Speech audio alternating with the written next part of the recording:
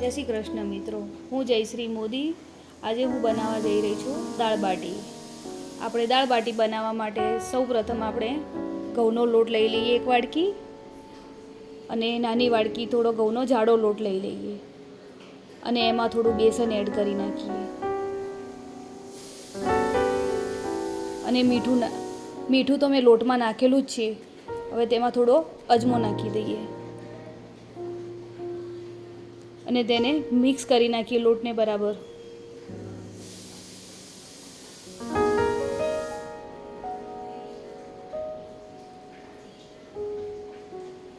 હવે આપણે લોટ બરાબર મિક્સ થઈ ગયો છે, તો આમાં આપણે તેલ નાખી દઈએ. તેલ નાખીને બરાબર હલાવી દઈએ.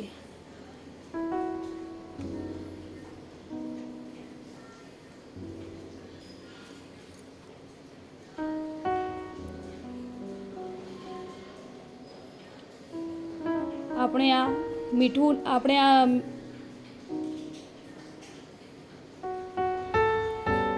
મિક્સ કરેલા લોટનું મુઠ્ઠી પડતું મોયણ જોઈએ છે. તો આપણે દેખો મુઠ્ઠી વળાય છે, ને હવે આપણે તેમાં પાણી નાખીને લોટ બાંધી દઈએ.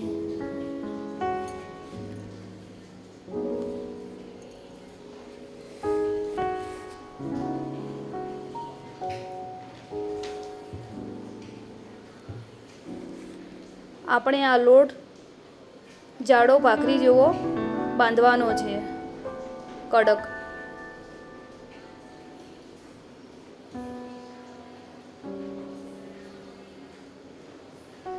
આપણે બાટી હવે બનાવી લઈએ.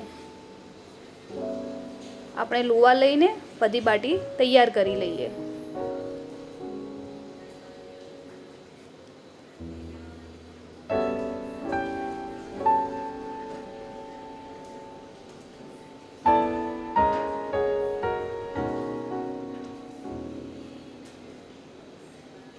આપણે મિત્રો બધી બાટી તૈયાર થઈ ગઈ છે.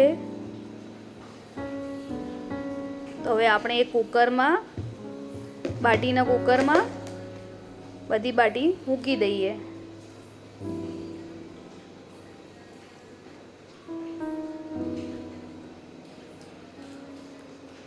અને તેને કાપા પાડી દઈએ કે તે અંદર સુધી પ્રોપર ચડી જાય.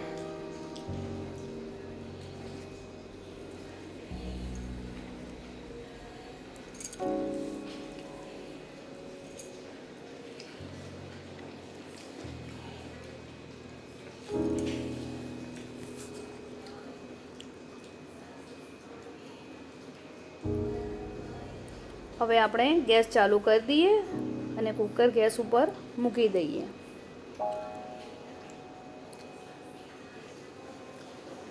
અને કુકરને ઢાંકી દઈએ. બીજી બાજુ આપણે હવે દાળ તૈયાર કરી નાખીએ. એના માટે આપણે મગની મોગર 1 વાડકી દાળ લીધી છે, અને તેના અંદર થોડી ચણાની દાળ એડ કરી છે. હવે આપણે દાળને ધોઈ નાખીએ. હવે આપણે આ દાળ ધોવાઈ ગઈ છે, ને આપણે કુકરમાં તેને બાફા મૂકી દઈએ. હવે આપણે દાળ બાફા મૂકી દઈએ,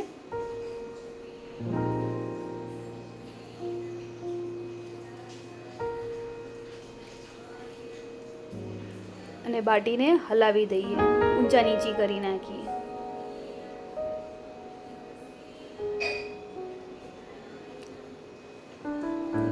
હવે આપણે દાળ માટે મસાલો તૈયાર કરી નાખીએ. તેના માટે મરચાં, લસણ અને ટમેટાને કાપી નાખ્યા છે.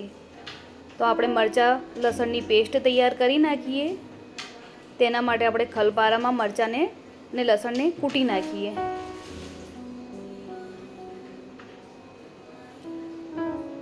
મિત્રો, હું રસોઈમાં છે ને ઘરના જ મસાલા યુઝ કરું છું, બહારના મસાલા યુઝ કરતી નથી.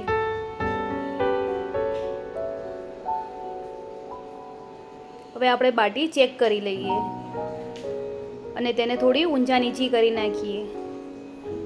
હવે આપણે બાટી હજી થોડી કાચી છે, તો થોડી વાર હજી ચડવા દઈએ.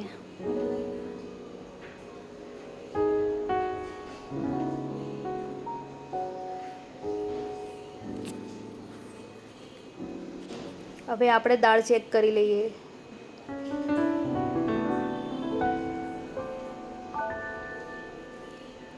આપણી દાળ સરસ બફાઈ ગઈ છે.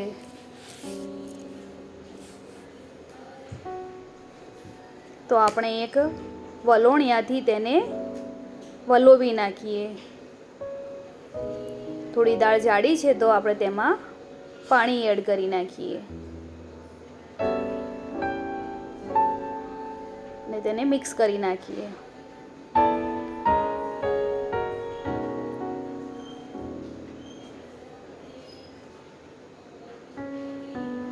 આપણે હવે બાટી ચેક કરી નાખીએ. આપણી બાટી થઈ ગઈ છે તો આપણે હવે ગેસ બંધ કરી દઈએ.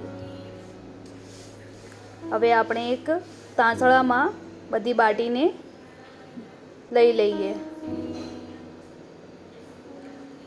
અને તેમાં ઘીમાં હલાવી નાખીએ.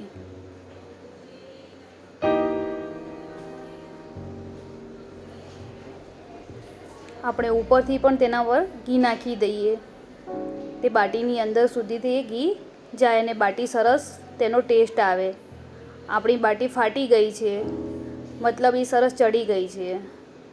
હવે આપણે એક લોઢીમાં તેલ લઈ લીધું છે અને તેમાં રાઈ નાખી દઈએ.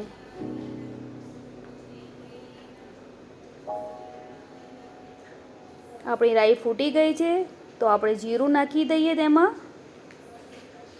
અને હિંગ નાખી દઈએ.